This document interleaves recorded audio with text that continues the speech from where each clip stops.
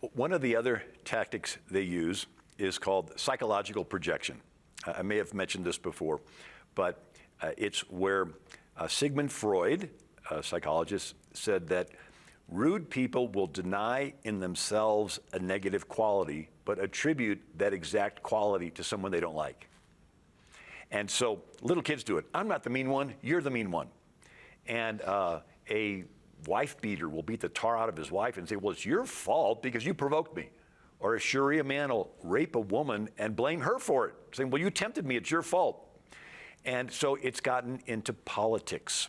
And so David Axelrod was the campaign manager for President Obama, and he was on NPR radio, and he said, in Chicago politics, we have a tradition where you throw a brick through your own campaign office window and then call a press conference to accuse your opponent. Mm-hmm. So you do the crime and you blame it on your opponent. And so they have to back up and try to show that they were innocent, and their name gets repeated. And in media, it's called guilt by association. So that's why they always tell, I ran for Congress 3 times, and they would counsel you, if you're accused of something, never repeat the accusation in your denial. Because all they print is they put your name with the accusation, and most people don't read the whole article. They just look at the highlighted words. Mm-hmm. And so this idea has gotten into politics so much.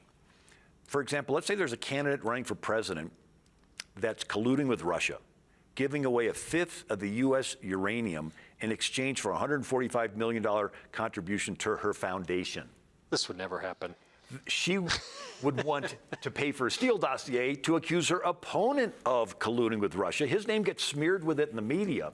And if the finger ever gets pointed back at her, by that time the water's muddied. The public doesn't know who to trust, and she gets a pass.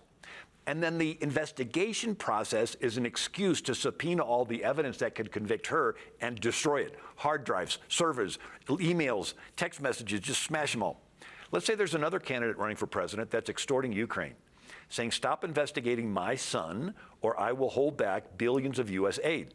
You want to accuse your opponent of extorting Ukraine, right? And then even have him go through a mock impeachment. You want to accuse him of the exact crime you're guilty of.